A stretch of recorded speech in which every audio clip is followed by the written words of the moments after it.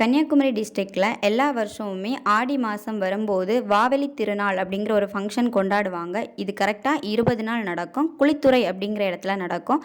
இங்கே ஆடி வெள்ளிக்கு நம்ம நடதுக்கு தேவையான எல்லா செடிகளுமே கிடைக்கும். இந்த வாவெளி திருநாளுக்கு நானும் போயிருந்தேன். இங்கே எல்லா செடிகளுமே கிடைக்கும். முக்கியமாக ரோஜா செடிகள் எல்லாமே 30லேருந்து 120 ரூபாய்க்குள்ளே மட்டும்தான் இருக்கும்.